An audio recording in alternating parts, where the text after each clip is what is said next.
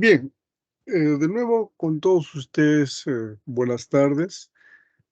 En la tarde de hoy día vamos a mostrar todos los medios de imágenes que tenemos a la fecha para evaluar eh, el cerebro, o sea, la masa encefálica y el cráneo, por supuesto. Hasta hace un tiempo atrás se evaluaba el cerebro con otros métodos que a la fecha ya no se usan, y en la actualidad para ver el cerebro tenemos la tomografía y la resonancia. Tal vez este último nos brinda mayor información. Veamos a ver. Primero vamos a apreciar el cráneo, ¿no? La bóveda craneal, que también tiene importancia, que también cuando una lesión al cráneo repercute de manera secundaria en el encéfalo, o a veces también lesiones en el encéfalo pueden extenderse y comprometer el cráneo. Eh, para ver el cráneo tenemos la radiografía convencional, simple, que ustedes ya lo conocen, y la tomografía. El tomógrafo es útil para ver lesiones del sistema óseo. Eh, para estudiar cualquier sistema nervioso, respiratorio, digestivo, tenemos que recordar la configuración de la anatomía, ¿no? La anatomía normal. Por ejemplo, aquí les muestro el cráneo, una fotografía anteroposterior, una fotografía lateral y una fotografía anterior. ¿Qué nos recuerda? Tenemos que ver en el cráneo las suturas, ¿no? Las diferentes eh, partes del cráneo, parietal, temporal, occipital, ¿no? Temporal, el ala mayor de los esfenoides, ¿no? Todo eso tenemos que apreciar, recordar cuando veamos las imágenes. Eh, la radiografía nos da información y les muestro algunos ejemplos acá. Esta es una radiografía de cráneo póstero anterior, así se llama la incidencia. Esto es una incidencia técnica, ¿no? Y esto es una incidencia semiaxial. ¿Qué se reconoce aquí en el cráneo? Ambos son normales, de pacientes que no tienen ninguna sintomatología. Por supuesto, se aprecia la bóveda craneal, se aprecia tenuemente la sutura sagital, la sutura lambdoidea, los peñascos, este pequeño conducto corresponde al conducto auditivo interno, valga la redundancia. Los senos frontales también se puede apreciar en esta incidencia. Eh, esta incidencia, la semiaxial, tiene su indicación principalmente cuando queremos evaluar el dorso de la silla turca. Esto es la silla turca, el dorso celar. Entonces, si queremos evaluar su morfología, esta incidencia nos va a ayudar.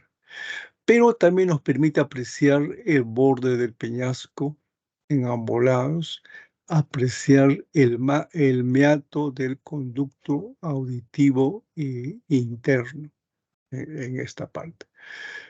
Eso es lo que nos permite este estudio de radiografía posterior anterior y semiaxial. También, por supuesto, la lateral es de mucha utilidad. Esta es la radiografía lateral, ¿no? La silla turca, se puede ver la configuración, el piso, el dorso celar, la clinoides anterior. Algo se puede ver aquí de la sutura coronal, La sutura lambdoidea se puede ver también aquí en esta parte. Y aquí se aprecia unas imágenes tubulares radiotransparentes, ¿no? Que transcurren a través de la tabla interna. Pero lo característico de estas imágenes es que se van subdividiéndose hasta llegar casi hacia el borde de la tabla interna. Estas imágenes radiolucentes que se dividen subsecuentemente es la representación de los vasos, ¿no? De los vasos de la arteria meningia media, como se muestra en este esquema. Aquí también se ve una estructura lucente o transparente, también tubular. Aquí también se aprecia. Esto corresponde a la imagen, al, por donde transcurre, en este caso, al seno traverso. Esto tenemos que recordar para no confundirnos cuando el paciente sufre un traumatismo. Un paciente con traumatismo, si queremos descartar una fractura y tenemos a la mano un equipo rayos X, pues por ahí podemos empezar. Pero recordar entonces que estas imágenes corresponden a los vasos y no es la forma como se ven los trazos de fractura en esa parte. Eh, también tenemos que tener en cuenta lo siguiente. La bóveda craneal está configurado de varios elementos, ¿no?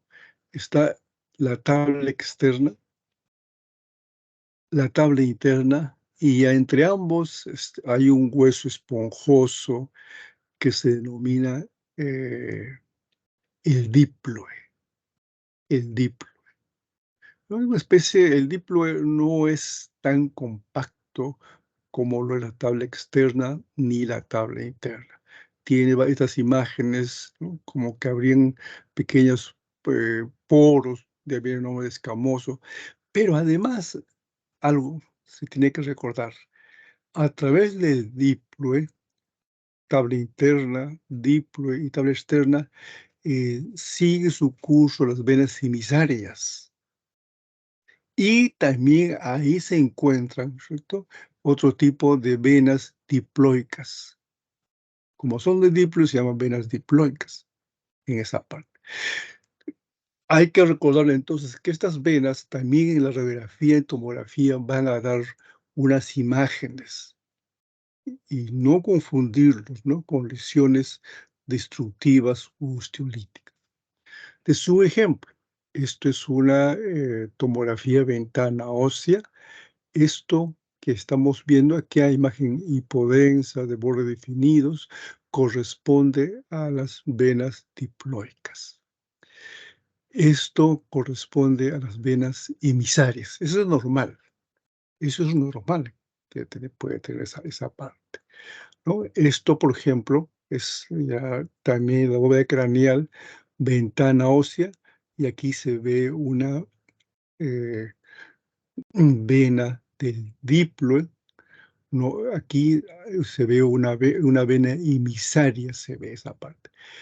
También esto hay que recordar porque para no confundirnos como que podría ser una fisura o una fractura, o de repente esto, si no recordamos las venas diploicas, podemos inferir de que se trate de lesiones destructivas o osteolíticas en esa parte. Y por supuesto, aquí está el cuero cabelludo. También recordar el cuero cabelludo, ¿no? Aquí, en la parte superior de la tabla externa, hay también tejido adiposo en esa parte. Cuando uno observa una tomografía de un paciente o también radiografía, eh, de manera normal se puede apreciar en algunos pacientes, no en todos, estas imágenes hiperdensas, forma puntiforme casi al final del tercer ventrículo. Esto corresponde a una calcificación normal o fisiológica, también le llaman, de la glándula pineal. O también se puede encontrarse en el curso de los ventrículos laterales hacia la región de las astas occipitales, que corresponde a la calcificación de los vasos coroideos. O también podría haber calcificación del lado del cerebro, en la línea media, ¿no? Lado del cerebro. Y algunas veces, no es frecuente, podemos también encontrar calcificación del globus pálido, esa parte. Con la excepción de que si la calcificación del globus pálido es en un paciente menos de 50 años, ¿sí? Entonces ya eso induce a averiguar por qué se da esa calcificación en este paciente a esa edad. Pero todos ellos se consideran, ¿no? Calcificaciones fisiológicas. Y eso también tenemos que recordar porque hay también patologías que en el curso de su evolución se calcifican.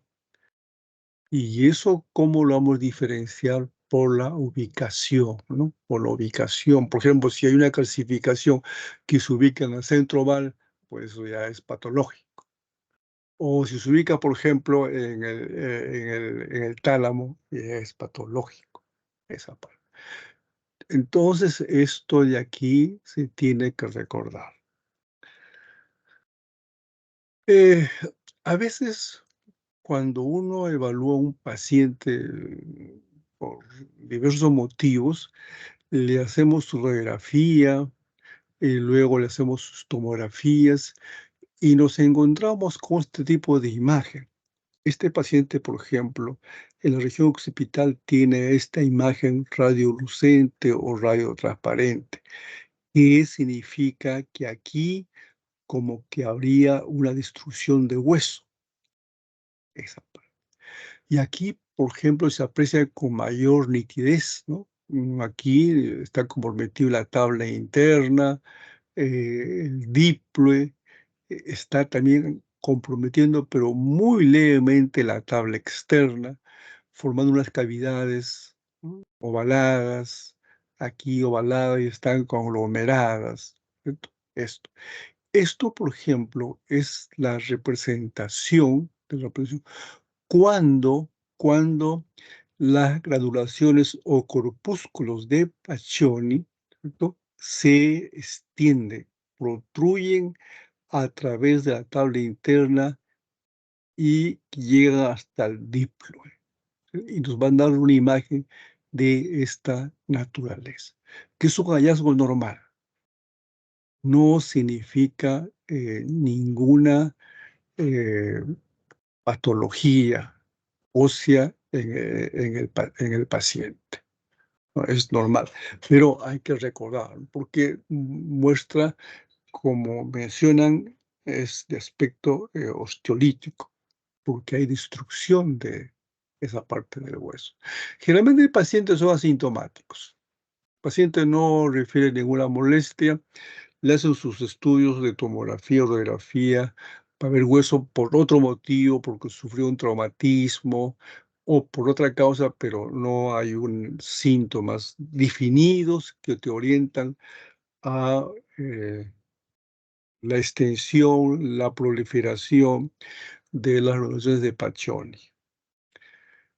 Pero también tenemos pacientes que va a la consulta por compromiso de un nervio craneal, llámese quinto, que es el más frecuente, el más frecuente, el tercero, ¿no? El octavo, el noveno, el décimo, esa parte. Y queremos nosotros evaluar si habría algún problema en el conducto o en el agujero de ese nervio craneal. Para eso es de mucha utilidad la tomografía. La tomografía base de cráneo, ¿cierto? Ventana ósea. Como se encuentra aquí en este esquema, ¿no? Se logra representar, se logra dibujar todos los agujeros, ¿no? Por ejemplo, el redondo mayor, el agujero oval, el redondo menor, todo eso, entonces tenemos la oportunidad de evaluar si habría algún problema en estos agujeros que están comprometiendo la función del nervio craneal que atraviesa ese agujero o ese conducto. Entonces, para esto es tomografía de base de cráneo, esa parte. Eh, al algunas veces, cuando hacemos un estudio de radiografía, como se muestra en este caso, o una tomografía, ¿no?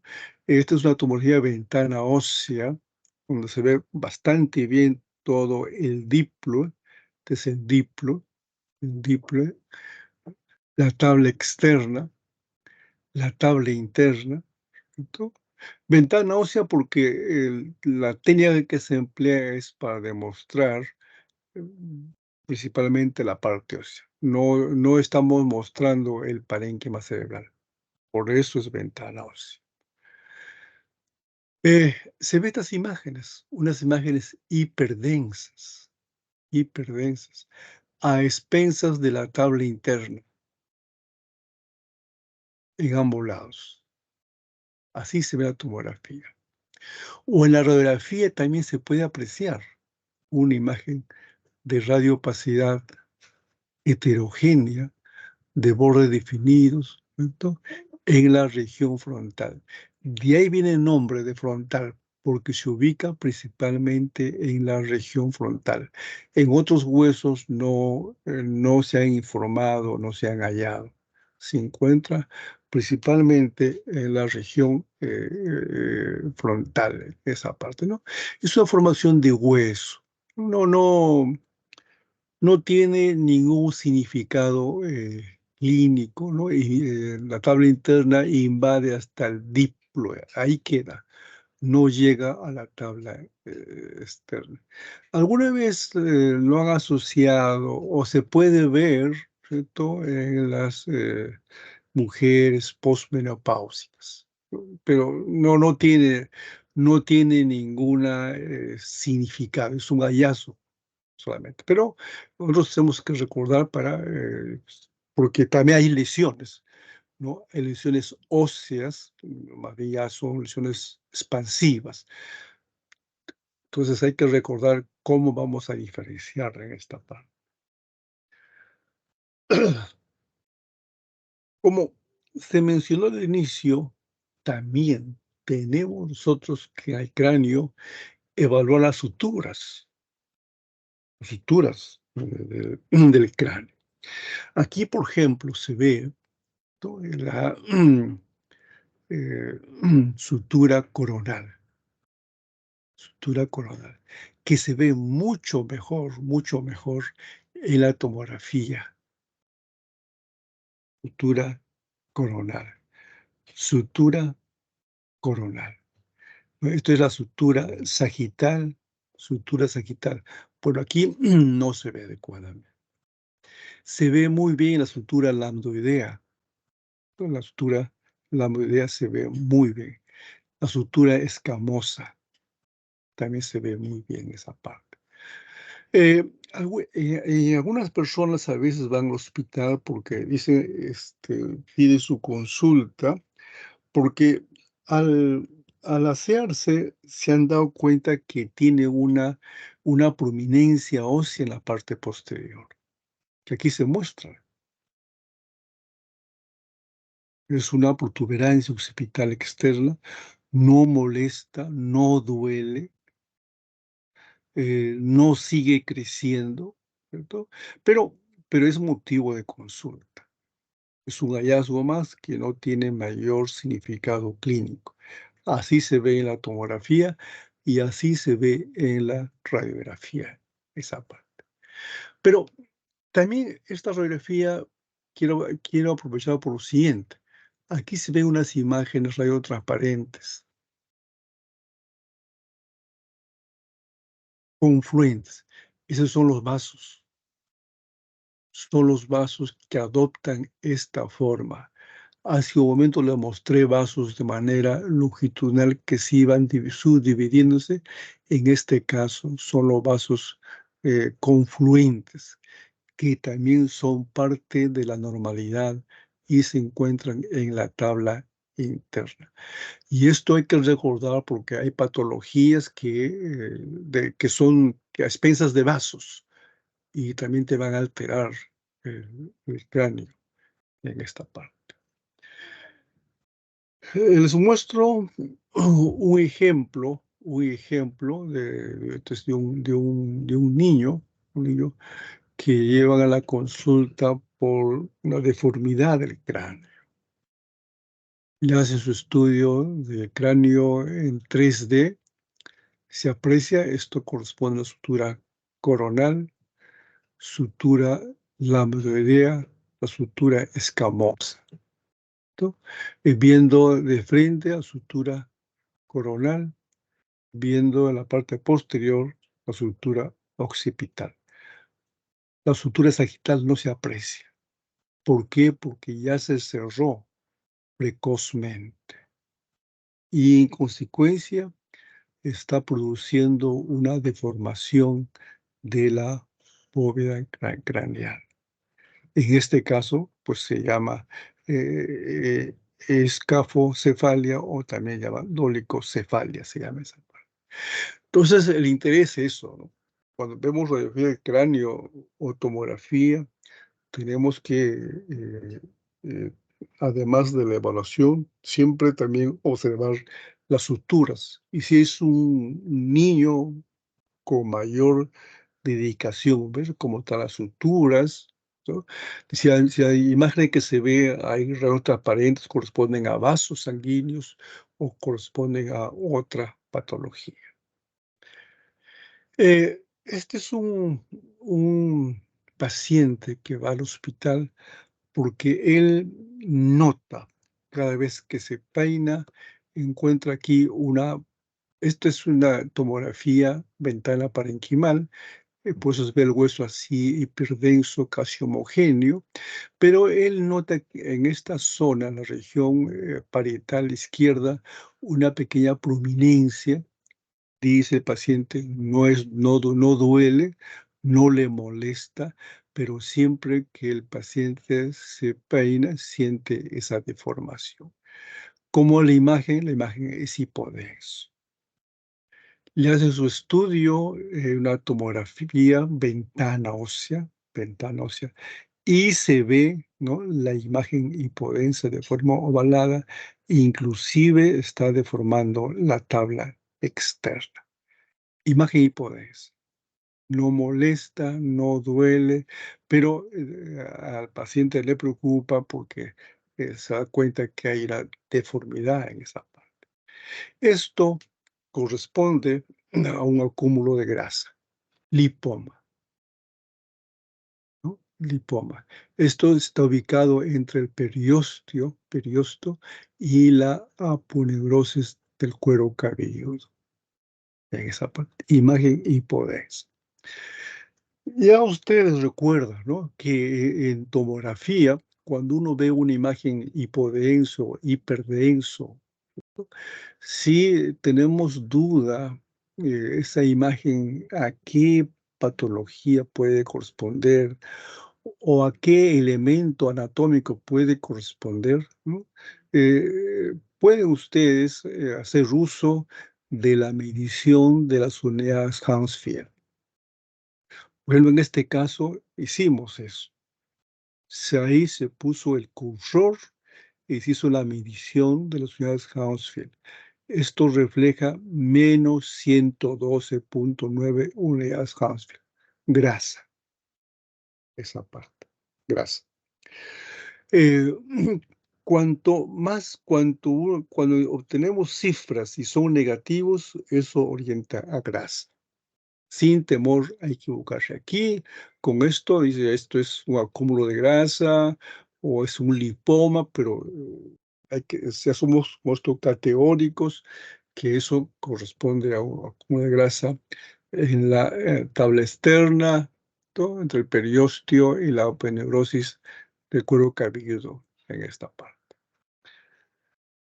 Bien, entonces eso es lo que tenemos que tener en cuenta cuando evaluamos a un paciente, a la bóveda craneal, ya sea con radiografía o tomografía. Les muestro unas imágenes que se pueden encontrarse cuando hacemos estudios de la bóveda craneal mediante la tomografía ventana ósea. Por ejemplo, aquí se ve una imagen, ¿cierto? Hipodenso, hipodenso, ¿cierto?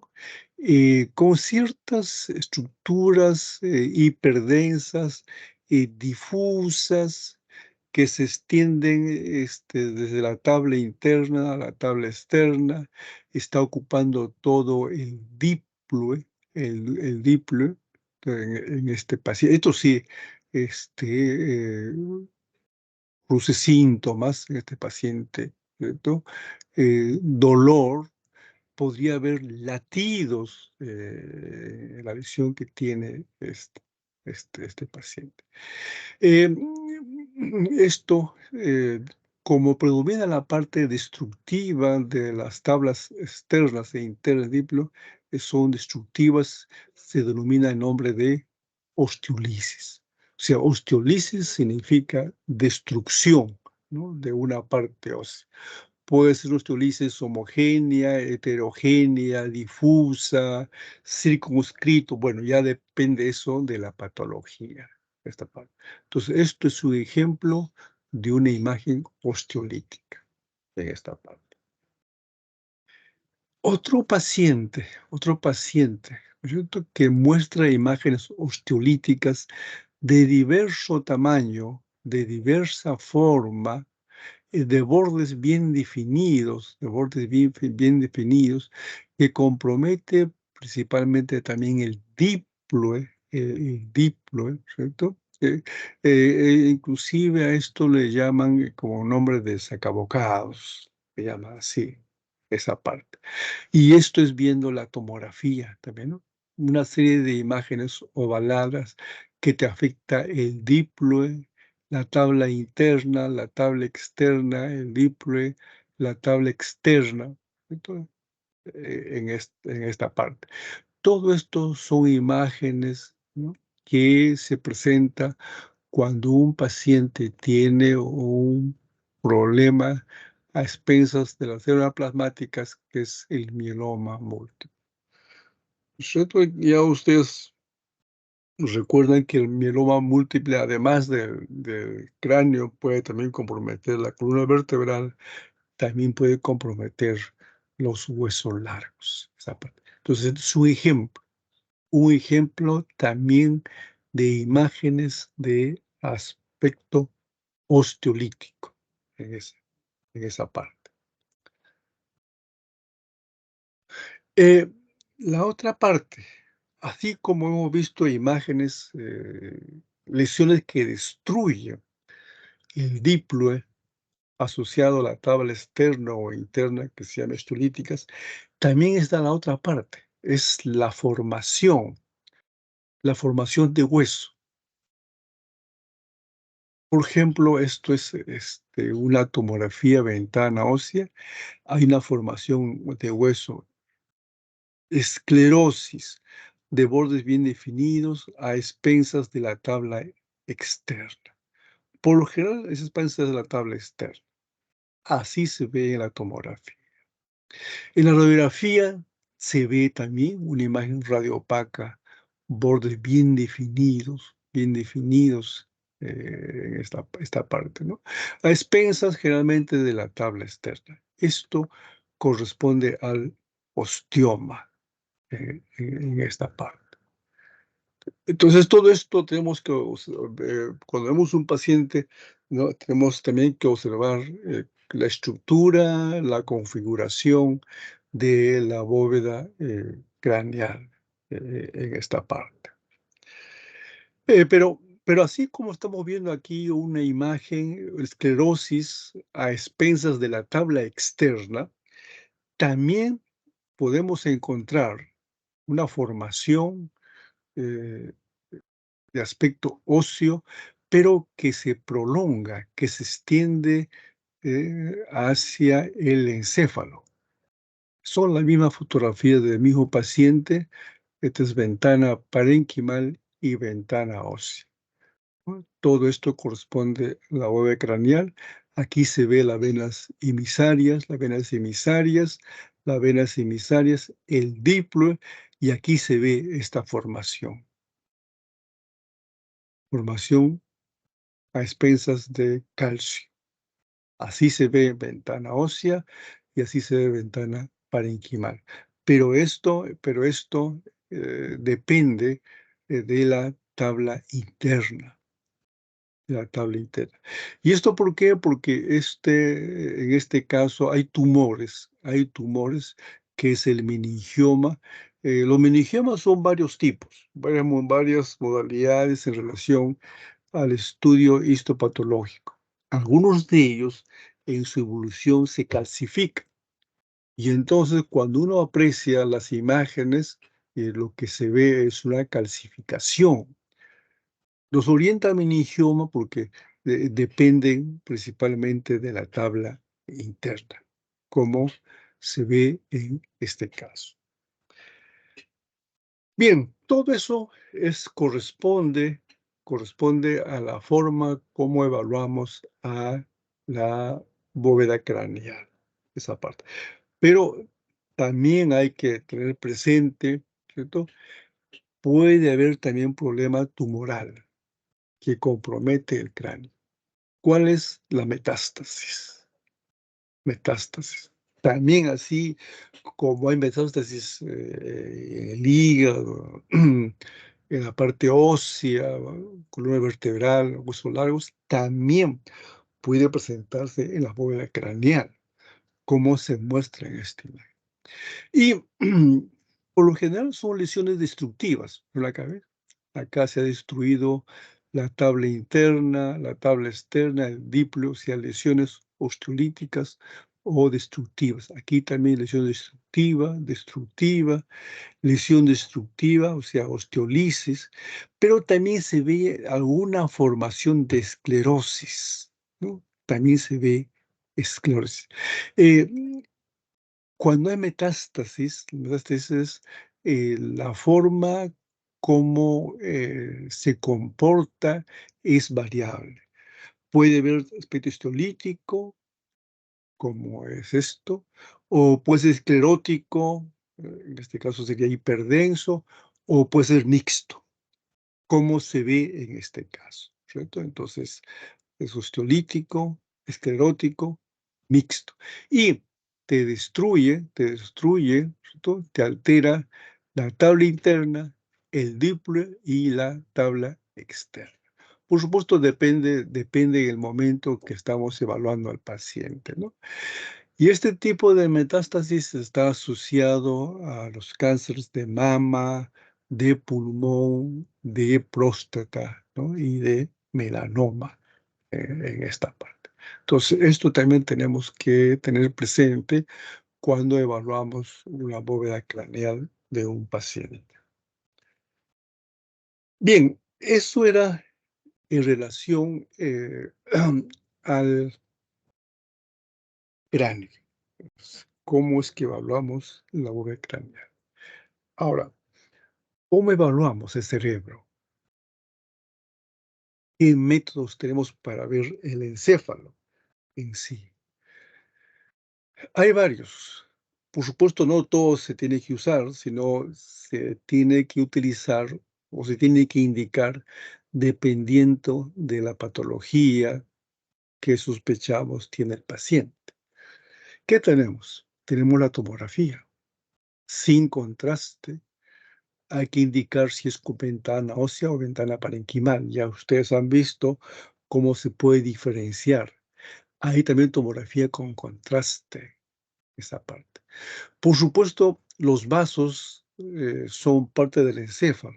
Entonces, también tenemos que estudiar los vasos cerebrales y los vasos que llevan el flujo sanguíneo del arco aórtico hacia el cerebro, es decir, a los vasos supraórticos, y llámese sistema carotidio, llámese sistema vértebro-basilar.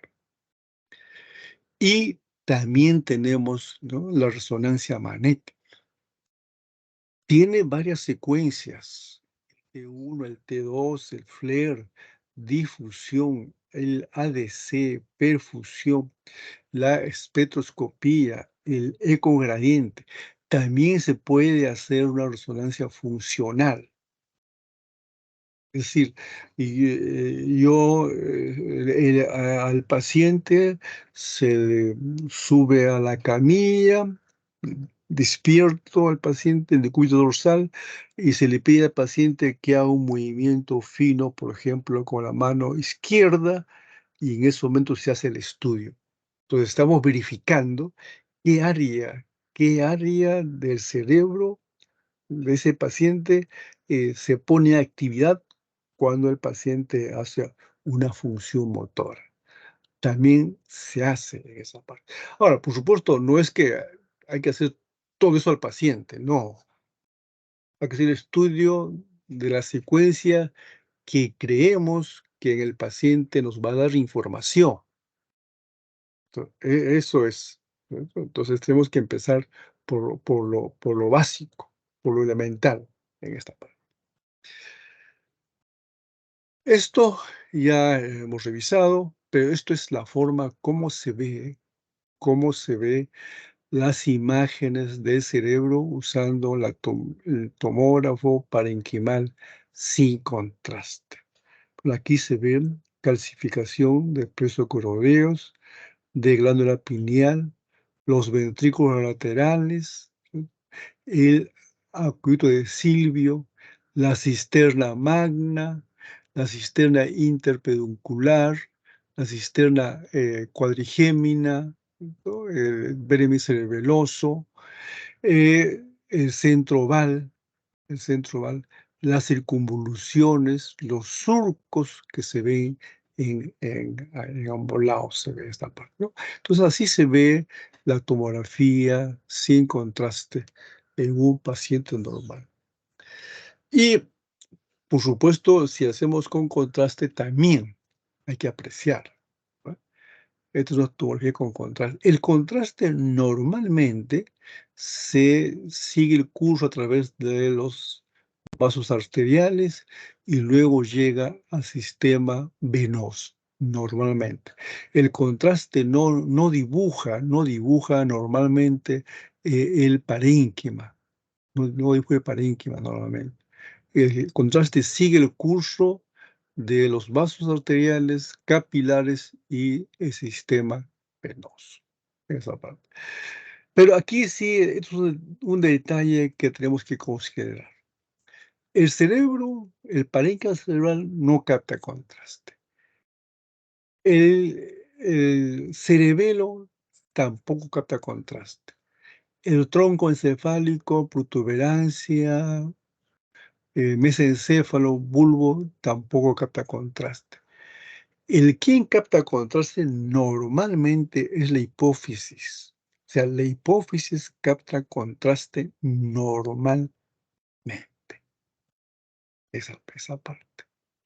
Ahora, ¿por qué no captan contraste? ¿Por qué todos tenemos en el cerebro la barrera hematoencefálica, cierto? Que filtra.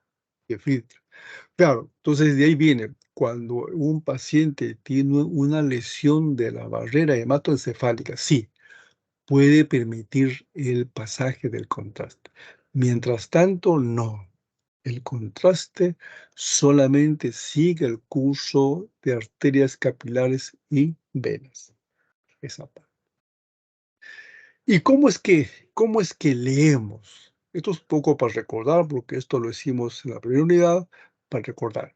Cuando estamos frente a la tomografía, como imagen hiperdenso, o también o son lesiones con número elevado de atenuación, ¿cierto? Atenuación. Se refiere esto a las unidades Hounsfield. Ejemplos: las calcificaciones, la bóveda craneal, el contraste, son imágenes hiperdensas.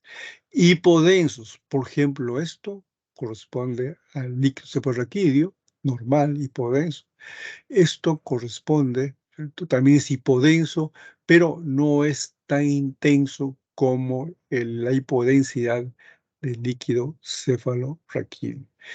Isodenso se refiere cuando la lesión tiene la misma densidad que el tejido parenquimal adyacente. Por ejemplo, esto corresponde a las circunvoluciones. Así se ve normalmente las circunvoluciones. Y aquí se ve una imagen, también isodenso. Entonces se confunden se confunden con las circunvoluciones. Entonces eso se llama, ¿no?, isodensos, esa parte. Y a veces hay, pues, una combinación, hay lesiones que pueden ser hiperdensos, hipodensos, isodensos, todo eso se denomina heterodenso. Entonces, cuando estamos frente a la tomografía, hay que escribir cómo se ve la imagen, y esa imagen, esa lesión que estamos viendo, cómo se comporta con el contraste, si hay modificación o no hay modificación, esa parte. Entonces, describimos la imagen de la tomografía y luego, perdón, eso de la tomografía, esto es la resonancia. La resonancia, le mostramos imágenes en la secuencia T1. Con esta modalidad nos permite evaluar principalmente la morfología. La morfología. Podemos apreciar la sustancia blanca, la sustancia gris, que es milimétrico, el cuerpo calloso, núcleo caudado, el núcleo lenticular, el globus pálido, el tálamo, la cápsula interna, viendo de sagital todo el cuerpo calloso, ¿cierto? El mesencéfalo, la protuberancia, el bulbo, las circunvoluciones se puede apreciar. Entonces, el T1 es muy útil para apreciar, ¿cierto?, la morfología del encéfalo, en esa parte. Los ventrículos laterales también se ve muy bien esa parte. Eh, También con la resonancia T1 podemos apreciar con mayor detalle, con mayor nitidez, la estructura del mesencéfalo. ¿Qué es el mesencéfalo? El aducto de Silvio, los astas temporales, la protuberancia, parte del cuarto ventrículo, el bulbo, ¿no?, el cerebelo. Podemos apreciar todo eso con resonancia en la modalidad de T1, esa parte. Eh, ¿qué, qué, qué elementos pueden mostrarse? Si hemos dicho que el líquido, por ejemplo, este líquido cefalorraquídeo, ¿no? El líquido cefalorraquídeo acá es oscuro, o sea, es hipointenso o hiposeñal, hipointenso, hiposeñal. ¿Qué elementos pueden ser hiperintensos? O sea, ¿qué elementos patológicos o normales pueden mostrarse hiperintenso en T1? Todos ellos. La grasa es hiperintenso.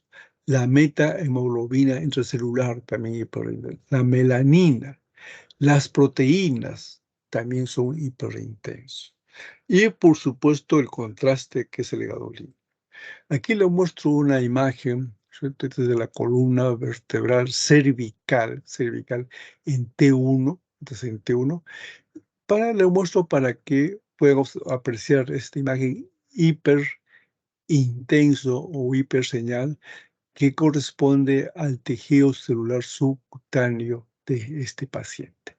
Entonces, todo lo que es grasa, ¿cierto?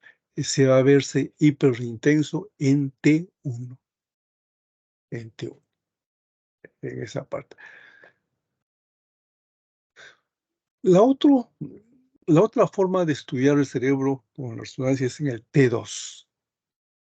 Este es el T2. Lo característico del T2 es que el líquido de forma general, el líquido, sea un líquido normal, en este caso el cefalorraquídeo, que se encuentra en los ventrículos, o el líquido que se encuentra en los espacios subaracnoideos, son hiperintensos o hiperseñal. Eso es lo normal. Si este paciente tuviese una patología en el cerebro y como consecuencia de esa patología hay edema o hay acúmulo de líquido, también se va a mostrarse hiperintenso o hiperseñal. Entonces, en el T2 va a ser hiperintenso, hiperseñal, ¿no? A la presencia de líquido, sea normal o líquido patológico. Aquí le muestro un ejemplo. Esta es una resonancia de otro paciente. En T2, este líquido está en los surcos del espacio subaracnoideo. Entonces, y aquí se ve una imagen hiperintensa, hiperseñal, de un promedio de 2 centímetros. Esto es líquido, pero no es un líquido que corresponde al cefalorraquídeo, sino es un líquido patológico, y también se muestra hiperintenso o hiperseñal. Por eso estamos mencionando de que el líquido, si es patológico o es normal, es hiperintenso en la modalidad de T2. En este caso les muestro un quiste. También hay, por ejemplo, necrosis, por ejemplo, en abscesos con necrosis, o hay tumores con necrosis, se forma el líquido, también se va a verse hiperintenso o hiperseñal. Eso en cuanto se refiere al T2. Otra secuencia es el flare. Hemos mencionado que en el T2, ¿verdad? El líquido cefalorraquídeo normalmente es hiperintenso y hiperseñal. Ventrículos laterales, tercer ventrículo, espacio subaracnoideo. Ya. Y en el flare, ¿qué hace el flare? En esta secuencia, el flare lo que hace es bloquear, anular la señal del agua libre que corresponde al líquido cefalorraquídeo. Lo bloquea, definitivamente. Por eso que en el flare se ve hiposeñal o hipointenso, en esa parte.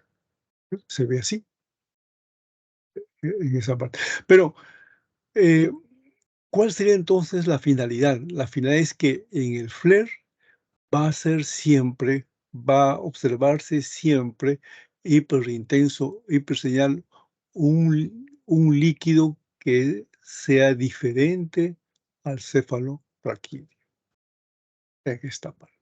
Entonces, eso es, por ejemplo, que en edema, por ejemplo, edema.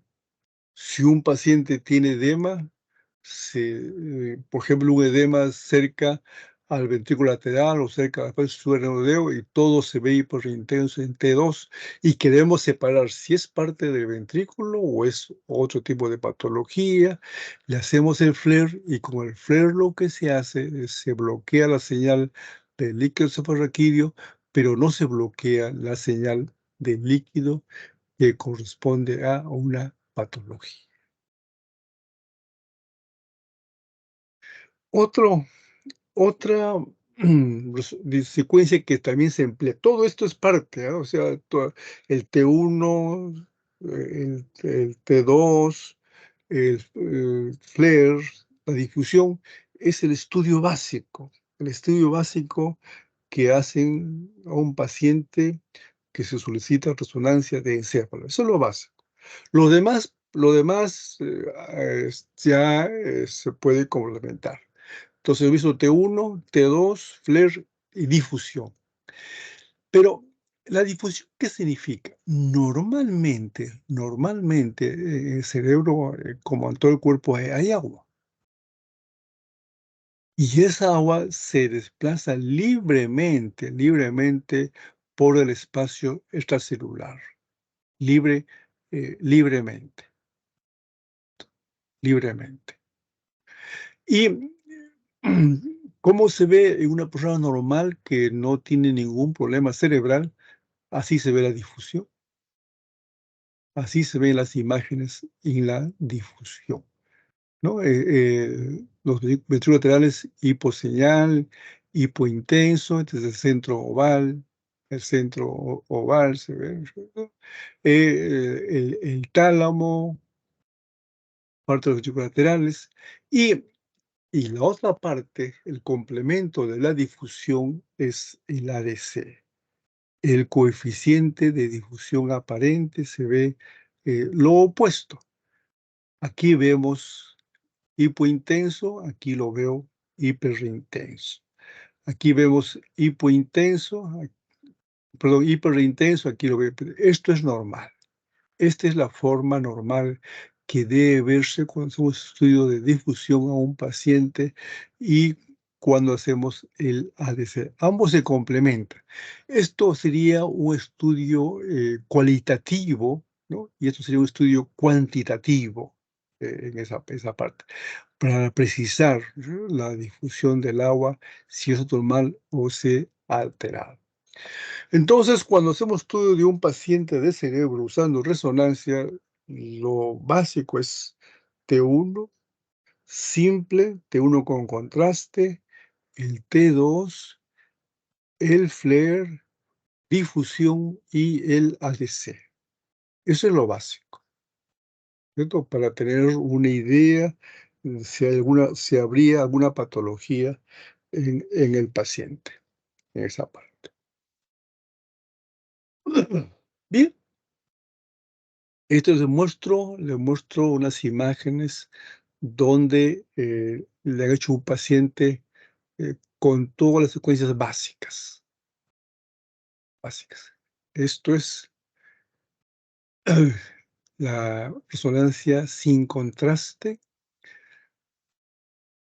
la sustancia blanca, la sustancia gris, los laterales, con contraste, se ve cómo el contraste los dibuja la dura madre, los vasos que se encuentran en la pía madre, pero el parénquima no capta contraste ni en el cerebro, ni en el cerebelo, ni en el encéfalo. En el T2, como hemos mencionado, se ve el líquido cefalorraquídeo hiperintenso o hiperseñal. El líquido transcurre a través de los surcos corticales como es normal.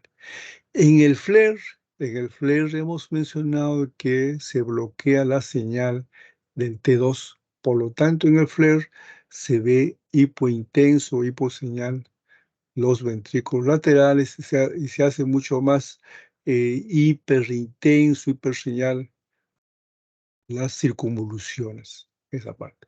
En la difusión, hemos mencionado que es hipointenso o hiposeñal, ¿cierto? Los ventrículos laterales y también lo que se encuentra en los espacios subaracnoideos.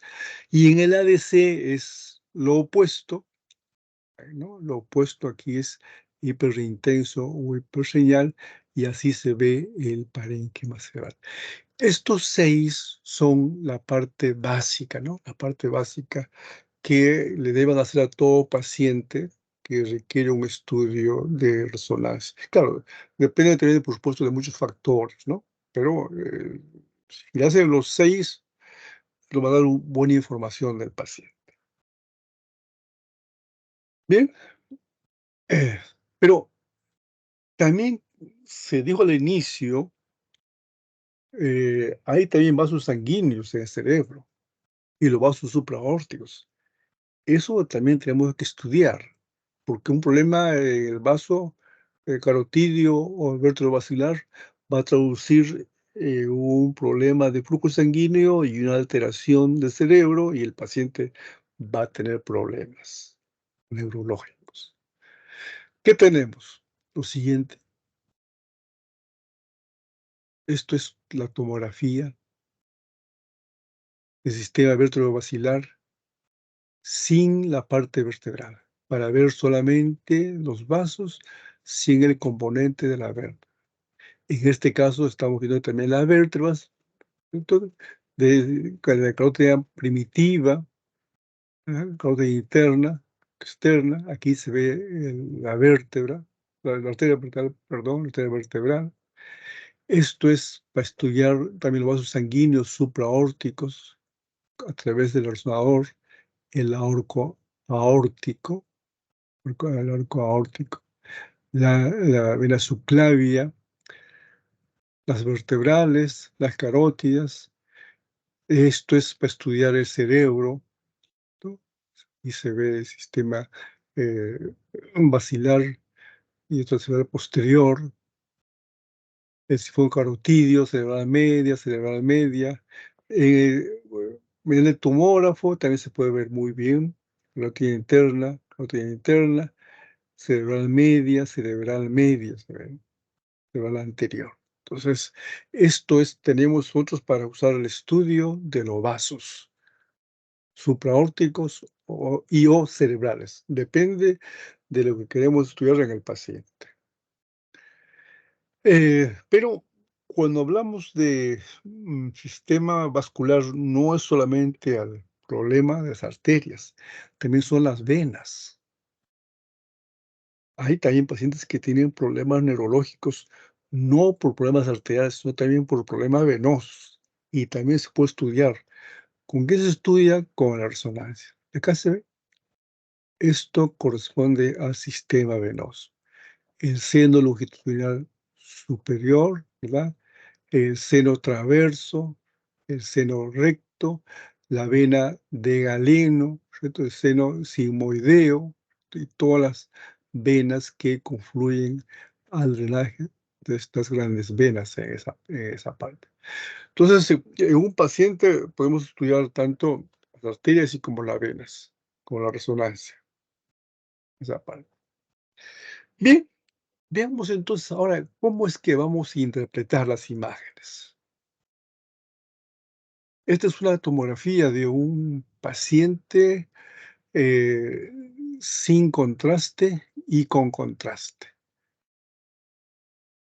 Claro, no tiene la descripción, ¿no? Entonces dice, pero ¿por qué? Claro, no le han puesto la descripción, pero eso a veces pasa, a veces pasa.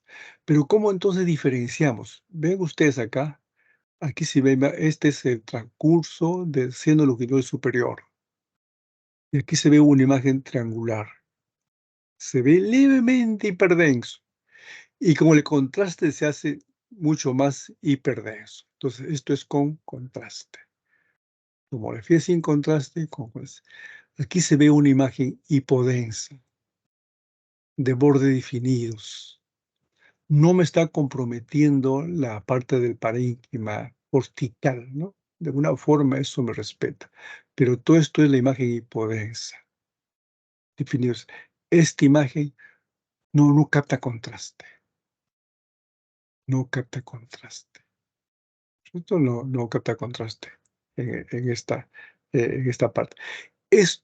Una imagen hipodensa de esta naturaleza que no capta contraste, amorfa, no es ovalado, no es esférico, no es triangular, ¿no? Es amorfa, lo comparan como dedos de guante, pero de una forma respeta la región cortical. Esto es lo que le llaman el edema vasogénico. Edema vasogénico.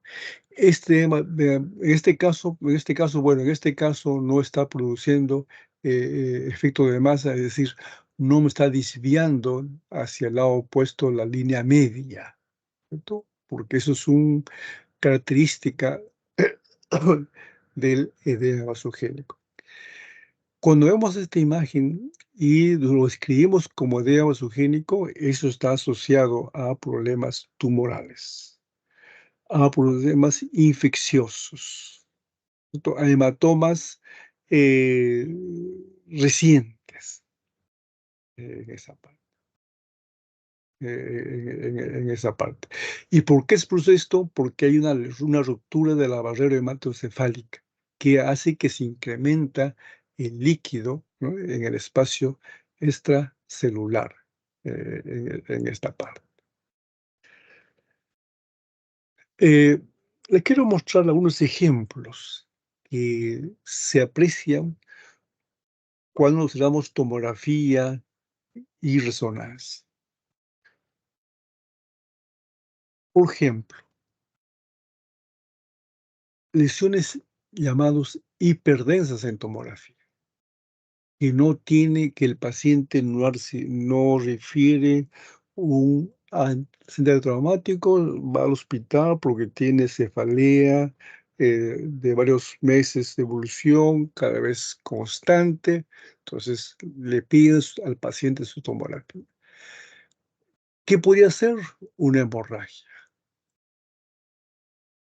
ya sea intraparenquimal o subaracnoidea.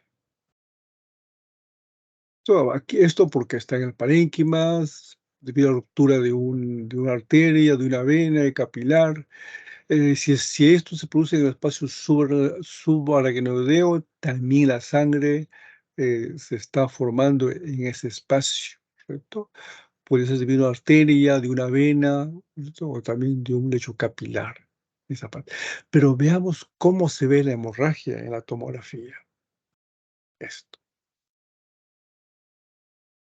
Tomografía sin contraste. Esta es la imagen de la hemorragia. Una hemorragia, ¿no?, de bordes definidos, no es homogéneo, heterogéneo, con edema vasogénico. Esto corresponde al asta frontal de este lado y aquí esta frontal no se ve porque tanto la lesión en sí y el edema vasogénico están produciendo compresión o colapso, ¿no? Y eso se llama efecto de masa, esa parte. Tomografía de otro paciente, donde se ve esta imagen sin contraste también, ¿ya? Donde se ve esta imagen hiperdensa que se encuentra en los espacios aracnoideos del valle silviano de ambos lados, en la cisura interhemisférica. ¿Cierto? Está en la cisterna bordeando a la protuberancia. Este es el cuarto ventrículo. Esto es sangre. Sangre, sangre en el espacio subaracnoideo y sangre en el parénquima cerebral. En ambos casos es hiperdenso, en esa parte. Como aquí hemos mencionado, es una tomografía sin contraste, ¿cierto? Sin contraste. Cuando sospechamos que un paciente tiene una hemorragia, ¿no?, una hemorragia cerebral, ¿cierto?, no sabemos todavía si es claro, clínicamente se puede diferenciar si es una hemorragia eh, en el espacio subaracnoideo o parenquimal. Se puede diferenciar clínicamente, entonces hay que solicitar una tomografía sin contraste. Y si es hemorragia, te va a dar esta información. Eh, pero ¿cómo, pero ¿cómo es la evolución de la hemorragia? Pues este paciente hizo su estudio el 10 de marzo, su control siguiente el 29 de marzo. El último control el 21 de abril hicieron este paciente. Cuando llega a emergencia, este paciente tiene una imagen hiperdensa, casi homogénea. Aquí hay un poco de edema vasogénico. Está comprimiendo el ventrículo lateral de este lado, o sea, efecto de masa, pero también el sangrado ha invadido a los ventrículos laterales porque se aprecia también sangre en los cuernos occipitales. Es hiperdenso. Y es hiperdenso, se ve esa parte. Después de un mes, un poco más de un mes, porque es este 10 de marzo, y su último control el 21 de abril, o sea, es más de un mes, la hemorragia se mantiene hiperdenso, pero no es tan llamativo, tan intenso como se ve en esta área. Por eso que aquí hemos remarcado, ¿no? O sea, es más intenso, la hiperdensidad. Aquí es menos en esa pero aún así sigue todavía produciendo efecto de masa. Me está comprimiendo el ventrículo lateral, esa parte. En más de un mes, hay un problema en ese paciente. En ese paciente todavía no se ha resuelto su problema neurológico.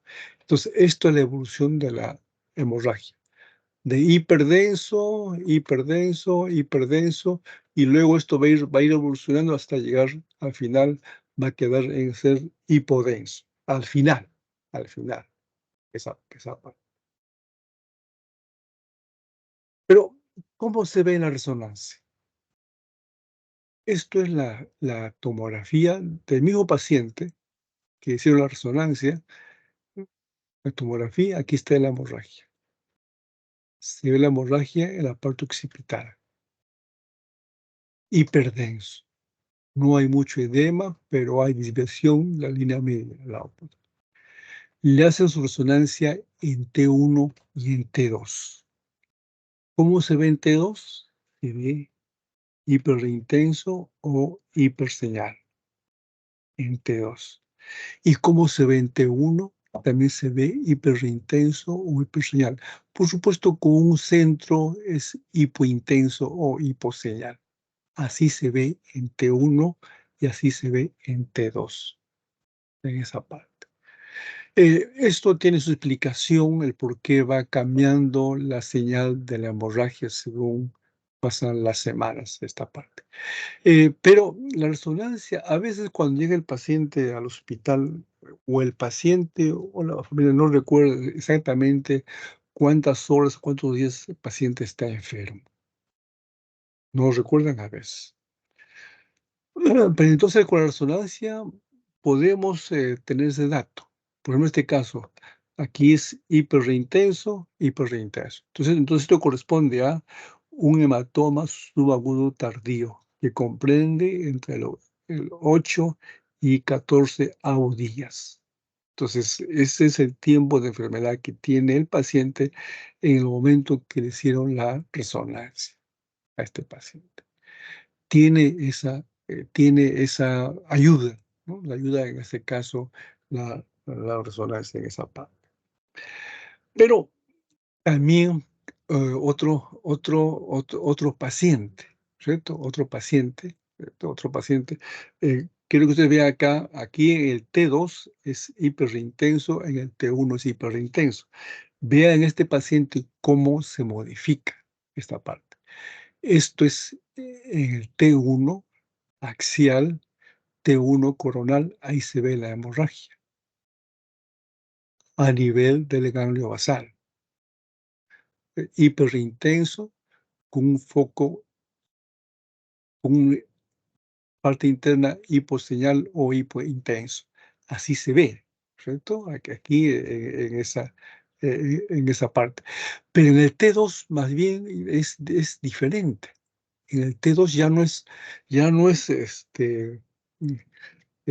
hiperintenso como este caso, más bien ya es hipointenso, como se ve en este caso, ¿cierto? Ya es menos la hipotencia. Entonces, en este caso, teniendo esta forma de señal del hematoma, entonces, en este paciente, la hemorragia tiene entre 4 a 7 días de evolución en esa parte. Entonces, la resonancia nos permite eso, nos permite a nosotros evaluar el tiempo de hemorragia viendo las imágenes en esa parte. Entonces, en este caso es un hematoma subagudo precoz y en el caso anterior era un hematoma subagudo tardío. eh, en esta parte. Por qué el comportamiento, que aquí tiene hiperintenso, aquí hipointenso? ¿Por qué? Porque tenemos que algo recordar. Está en función a la forma como se metaboliza la hemoglobina. Dependiendo del tiempo, es la oxihemoglobina intracelular, la deoxihemoglobina intracelular, la metahemoglobina intracelular y a partir de acá ya es la metahemoglobina extracelular. Y al final es en hemosiderina, en esta parte. Entonces, la hemoglobina tiene un proceso de metabolismo, y ese proceso de metabolismo va a alterar o va a dar una señal diferente en T1 o en T2. Eh, entonces, ese cambio de señal en la resonancia es debido al metabolismo de la hemoglobina en esa parte. Ahora, eh, algunas veces llega el paciente, ¿no? a una consulta, hacer su tomografía y se ve aquí una imagen ovalada, una imagen hiperdensa, ovalada, sin contraste,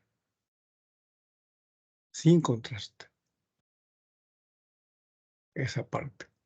Entonces, cuando uno ve una imagen ovalada en esta área, en esta zona, y también depende del cuadro clínico, hay que descartar a qué patología podría deberse, ¿no? Y en este caso, le hacen al paciente su angiografía con el tomógrafo de la cerebral media, y aquí se ve esta imagen hiperdensa que corresponde a esto, sin contraste y con contraste. Y le hace un estudio también con el tomógrafo del mismo paciente, pero es con reconstrucción 3D.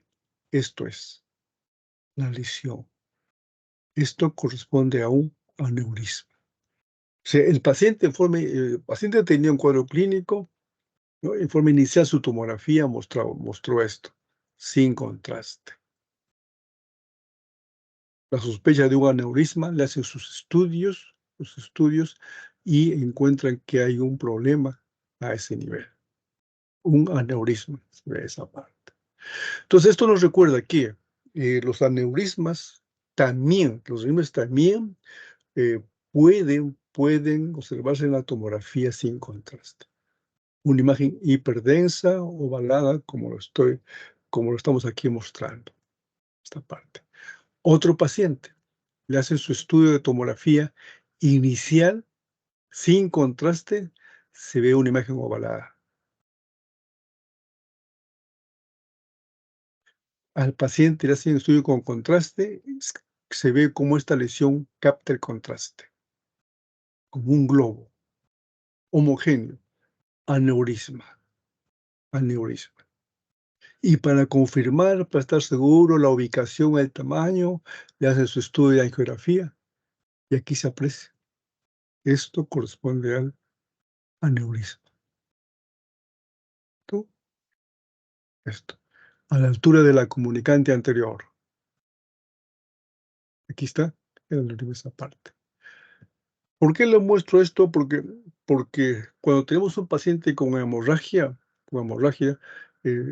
claro, tenemos el cuadro clínico de una hemorragia, tenemos ya la confirmación por imagen de la hemorragia.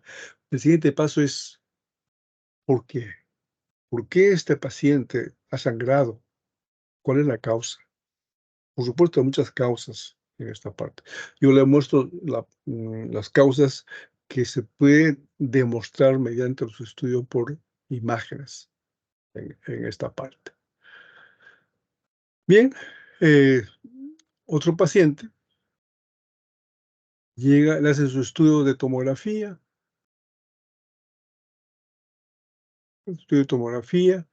se ve en la tomografía, en las imágenes, heterodensas, es decir, hiperdensas, hipodensas, ¿cierto? De forma menos triangular. Le hacen estudio con contraste, entonces imágenes se realzan con el contraste y mantienen de forma triangular. Y hacen su estudio de angiografía para ver los arterias y vasos, se ve esta imagen. Así es. Corresponde esto a una malformación arteriovenosa. Esto me indica de que esta malformación se puede apreciar en algunos pacientes en la tomografía sin y con contraste. Se puede observar.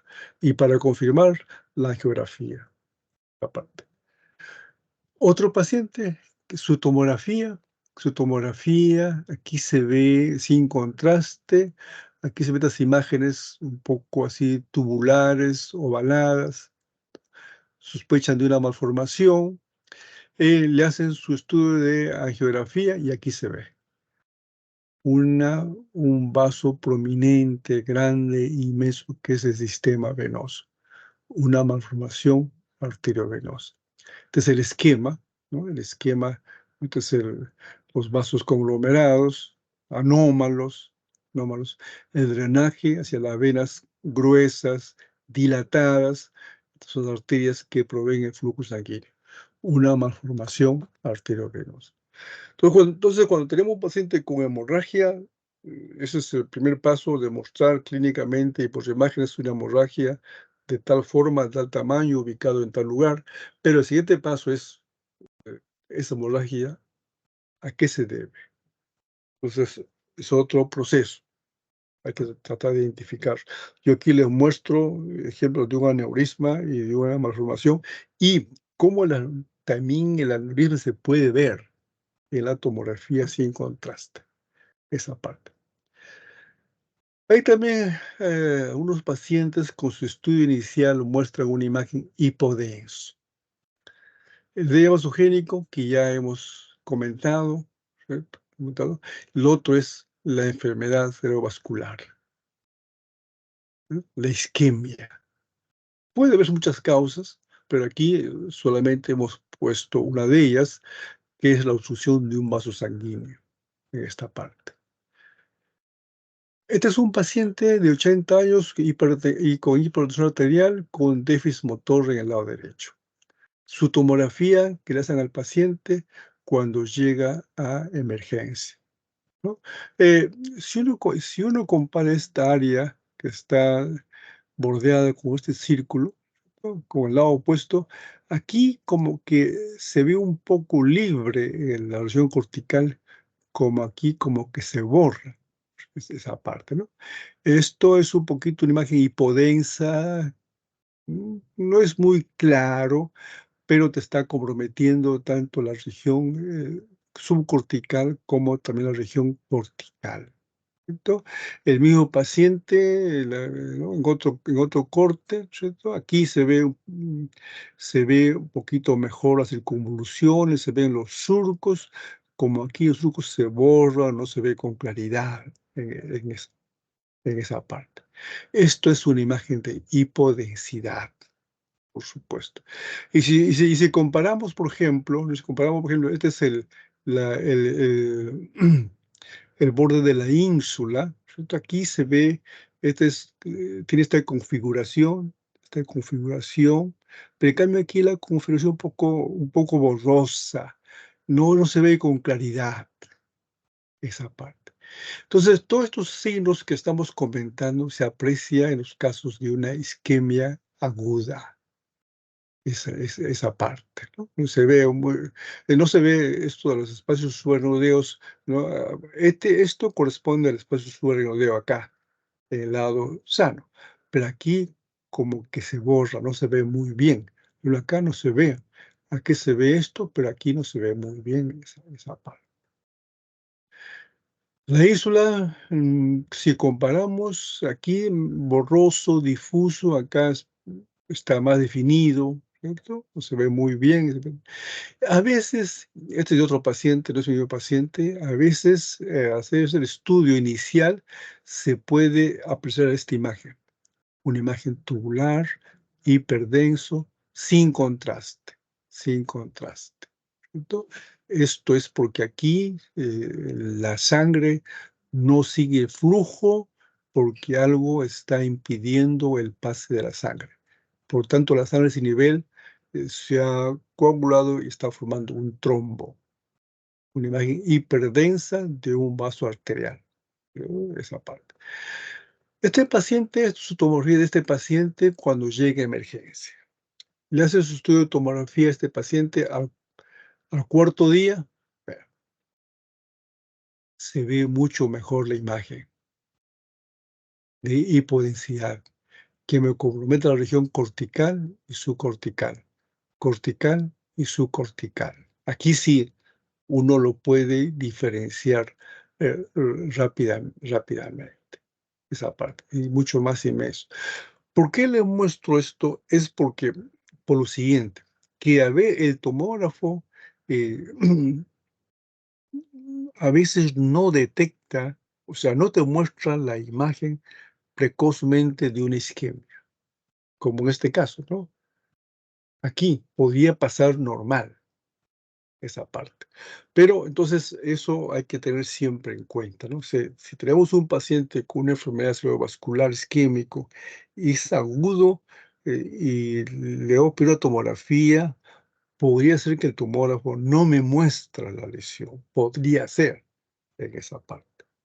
Entonces, eso hay que tener en cuenta. Pero, por supuesto, al tercer o cuarto día, si en caso es una isquemia, ahí sí me va a mostrar, ¿no?, la imagen, cómo se muestra aquí, en esta parte.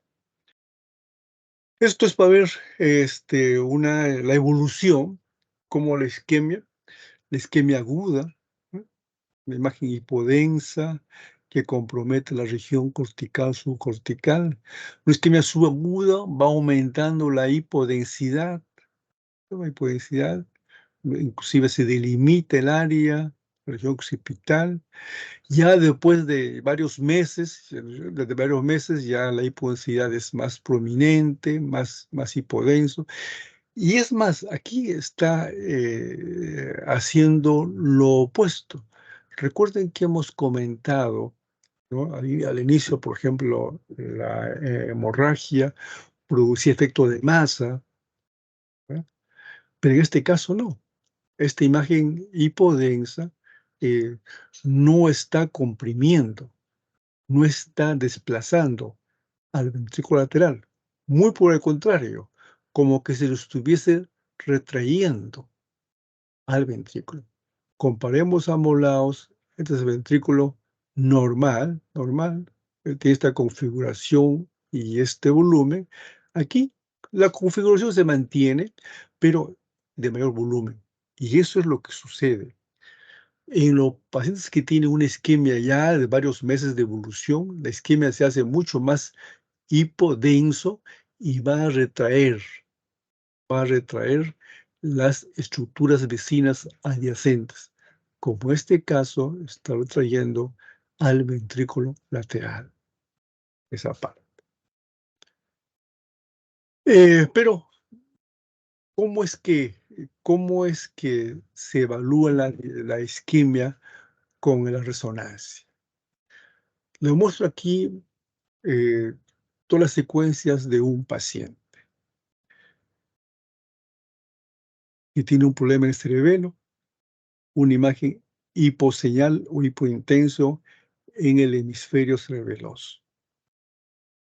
En el T2 se muestra una imagen hiperseñal o hiperintenso. Recuerda que habíamos comentado que en el T2 todo lo que es líquido, todo lo que es líquido, ¿no?, todo lo que es líquido va a mostrarse hiperseñal o hiperintenso, sea el líquido normal o es líquido patológico. En cambio, en el FLAIR lo que hace, te bloquea la señal del T2, pero se mantiene o inclusive se intensifica el líquido que es patológico, como este caso. Esta es la isquemia en T1, la isquemia en T2. En el FLAIR es más hiperintenso. Y le hace a este paciente también su estudio de difusión y se ve mucho más hiperintenso.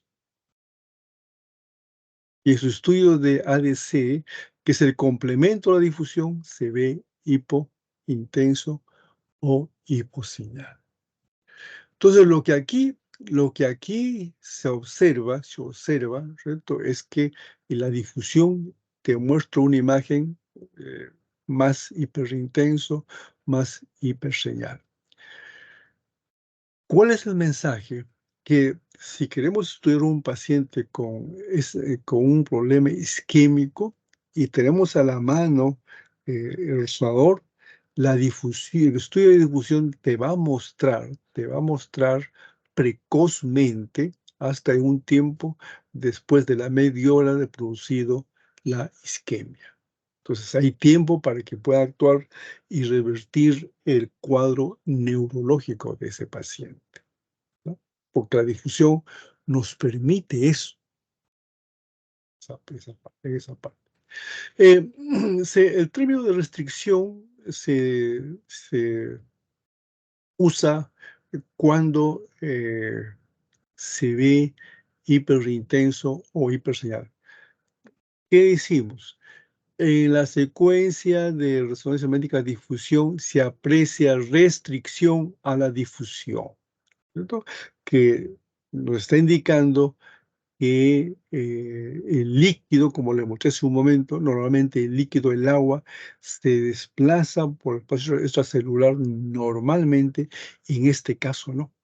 El agua no se puede desplazar, ¿cierto?, por el espacio extracelular normalmente, porque hay un problema de las células que están en estado de isquemia.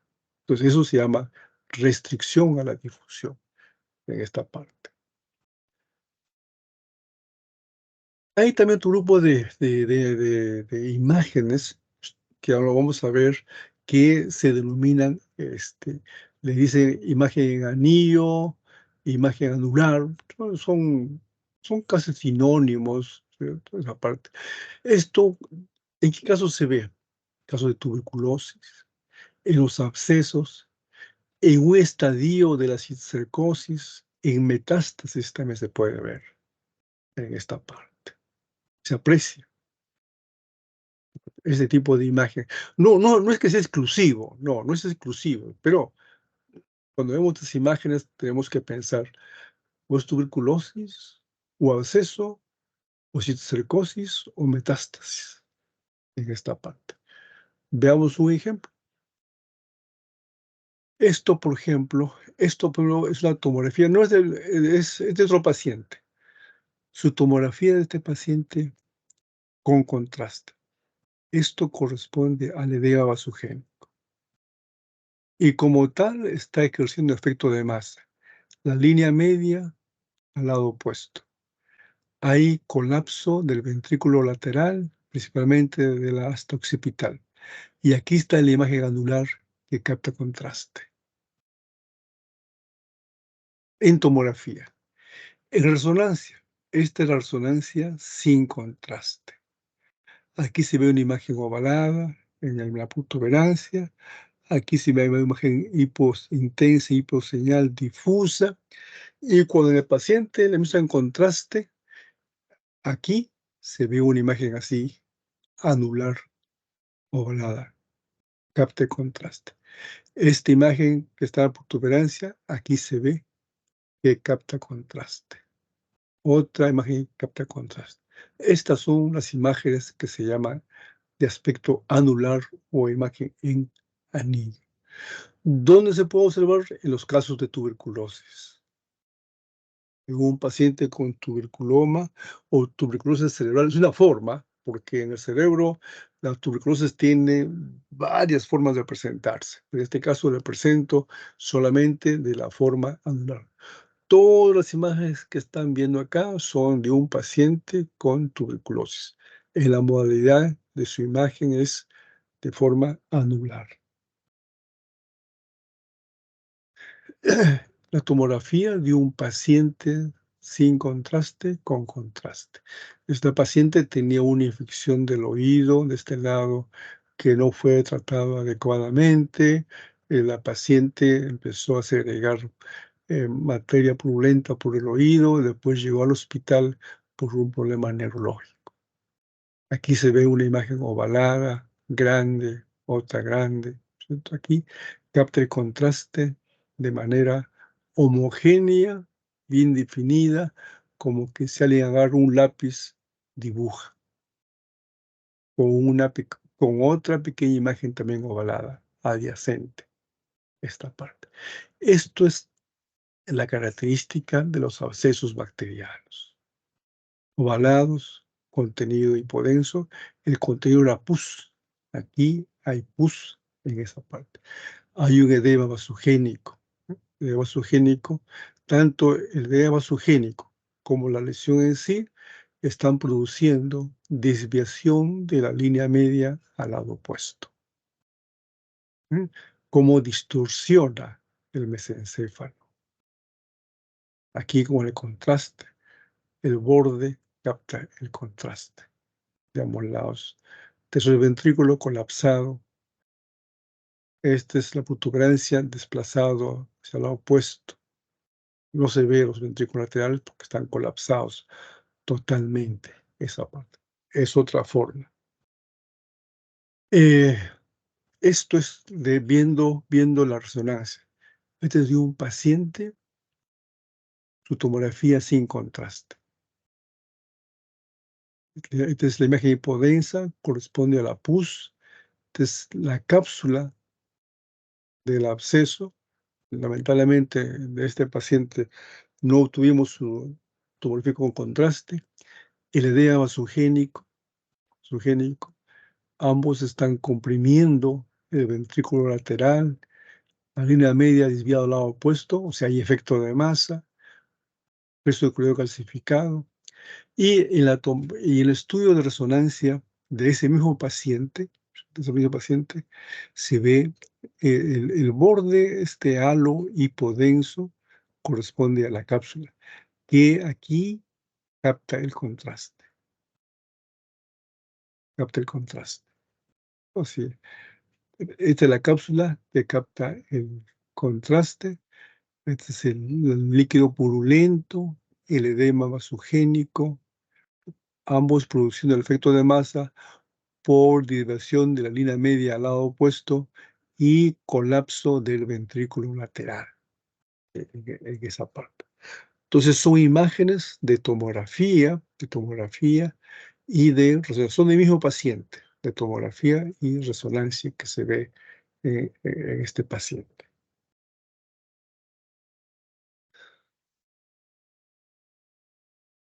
Eh, ya ustedes recuerdan, la cisticercosis cerebral tiene varias etapas, ¿verdad? La forma vesicular, la forma coloidal, la forma granular o también le llaman nodular y la calcificación en esa parte.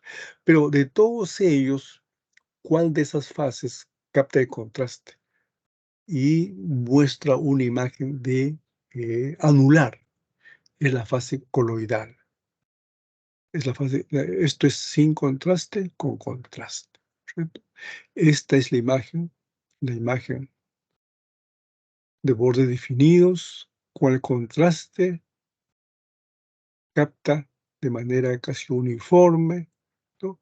Con edema vasogénico, efecto de masa, efecto de masa.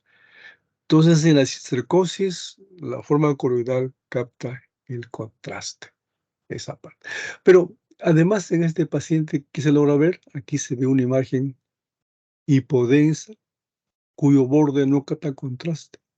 Aquí se ve una imagen hiperdensa. Esto corresponde a la cistercosis, la forma vesicular, forma quística. Scolex y la membrana. No capta contraste, por eso que no es la etapa coloidal. Se ve una calcificación que también corresponde a cisticerco, pero la etapa de calcificación se ve en esta parte. Entonces, si uno ve esto, por ejemplo, se ve Esto es un se conforma coloidal, pero esto también podría ser, ¿cierto? Un cerco, pero en este caso era un absceso en esa parte. Y por eso le he puesto varias imágenes con diferente etiología, que al inicio la imagen podría confundirnos en esa parte. Y como suele pasar, como suele pasar en esta parte.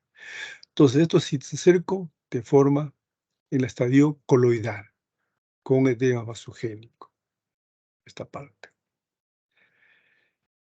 Cercos con resonancia. Las imágenes hipointensas sin contraste. Y cuando se le pone contraste al paciente, vean, esto de acá capta contraste. Entonces, esto corresponde a la forma coloidal. Esto, hay dudas, aquí parece que no capta contraste, entonces sería forma vesicular, forma vesicular, forma vesicular. Esto sí es la forma coloidal, porque capta contraste el borde en esta parte, ¿no? Fascicularidad.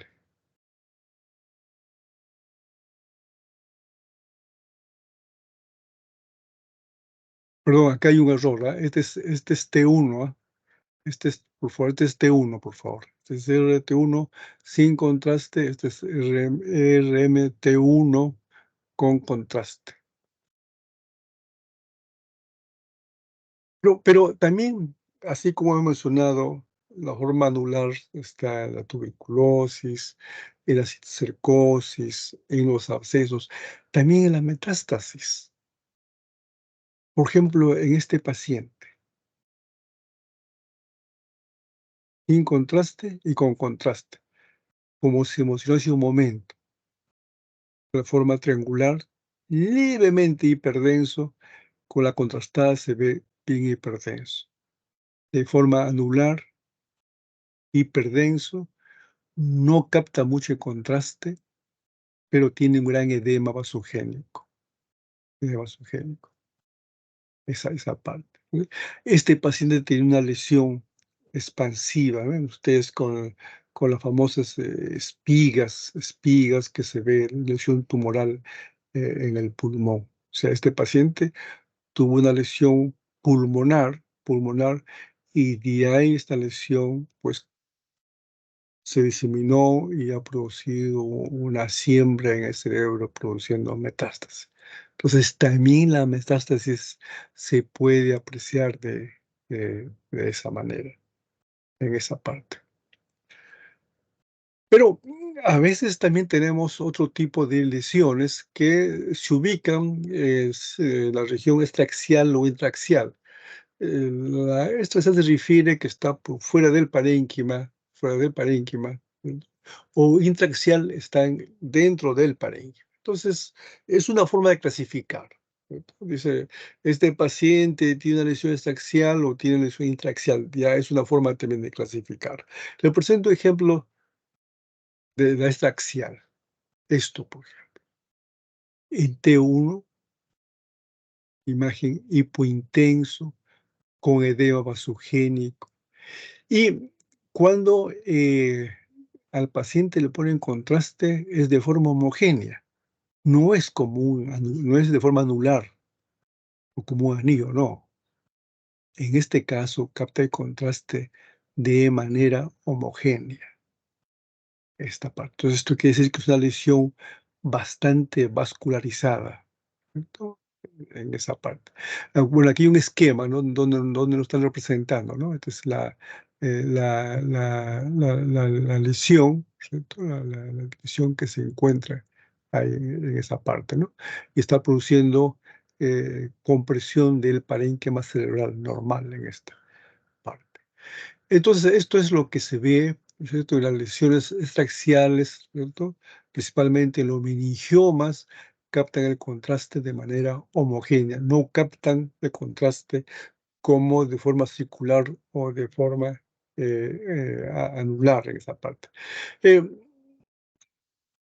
Cuando uno ve una lesión de este tipo, esta axial, y se ve una forma triangular, como muy pequeña, en este caso muy pequeñita, muy pequeñita, ¿no? Lo escriben como que sería una cola de ratón, y ese hallazgo te está indicando que la lesión es extra, axial. Esta pequeña proyección de forma triangular, una cola dural, ¿no? Esa parte, ¿no? Te orienta que puede ser una lesión extraaxial en esa parte. Otras veces también hay lesiones extraaxiales hipodensas, como en este caso. Esta es la bóveda craneal, ¿cierto? El borde de la región frontal, parietal, y todo esto corresponde al líquido cefalorraquídeo. Tiene la misma densidad que el líquido cefalorraquídeo que se encuentra en los ventrículos, en esta parte. Esto sí produce un cuadro clínico en el paciente: cefalea constante, cefalea. Esto es una lesión, ¿no? Se denomina quiste subaracnoideo. Quiste subaracnoideo, esa parte. Si uno le administra contraste a este paciente, no se modifica, porque esa tomografía es con contraste. Vean ustedes aquí, ¿no? Esta imagen hiperdensa, te dibuja parte, ¿no? El tentorio, pero el borde no se modifica con el contraste. Eso es la característica del quiste subaracnoideo, esa parte. Eh, También, para mostrar un ejemplo de una lesión extraaxial, pero hipodenso, ¿no? Es una tomografía de un paciente con un traumatismo de varios meses de evolución. Esto corresponde al líquido, al ventrículo lateral, con líquido cefalorraquídeo. Aquí no se ve ese ventrículo, está colapsado. La línea media desplazada al lado opuesto, ese efecto de masa. Y esto, ¿no? Esta imagen hipodensa no es tan hipodenso como el cefalorraquídeo, es hipodenso entre el hueso y el parénquima cerebral. Esto es un hematoma sutural crónico, produciendo efecto de masa, en esa parte, ¿no? Entonces, como hemos visto entonces estas imágenes de hipodensidad, hiperdensidad, si es anular, si es una masa, eh, tiene también que analizarse en función al cuadro clínico. Y los estudios de resonancia, lo básico que hemos presentado es el T1, el T2, el FLAIR, difusión, el ADC, es lo básico. Hay más, por supuesto, pero ya otras secuencias ya es dependiendo de lo que tiene, pues, de lo que el paciente presenta en el cuadro clínico, en esa parte. Muy bien, si habría alguna pregunta, algún comentario, con todo gusto, por favor.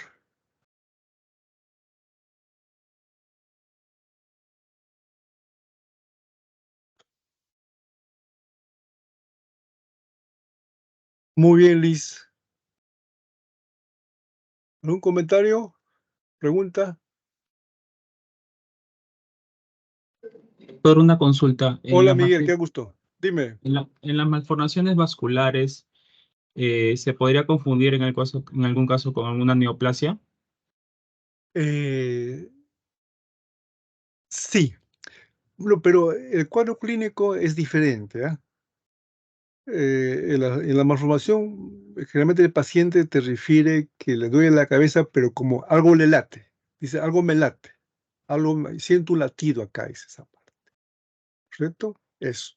Pero la imagen, sí es categórico, porque como te mostré ahí, en la malformación te va a mostrar los vasos anómalos, el capilar o la arteria y las venas. Por supuesto, hay varias formas de malformación, pero el que le mostré son la más común que se encuentra.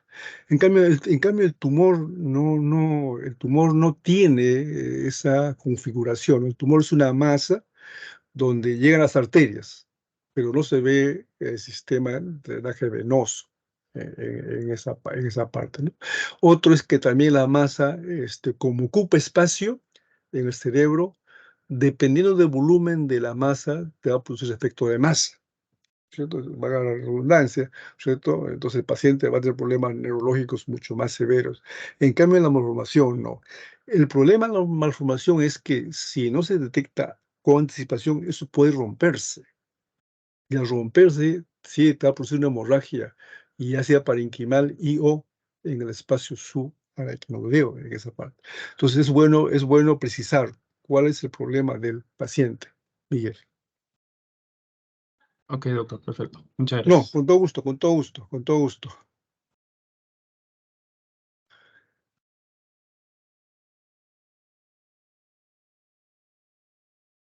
Bien, Liz, creo que hemos cumplido por hoy día, ¿ya? Cualquier pregunta o cualquier inquietud que hay, por favor, a través de tu persona, puedes canalizar y con todo gusto vamos a responder. A todos ustedes, muy buenas tardes. Hasta la semana que viene. Gracias. Gracias a todos ustedes. Gracias, doctor. Buenas A tardes. ustedes, Gracias, a Muchas doctor. gracias, ustedes. doctor. No, a Muchas ustedes. gracias, doctor. No, a ustedes, a ustedes. A ustedes, gracias aparte.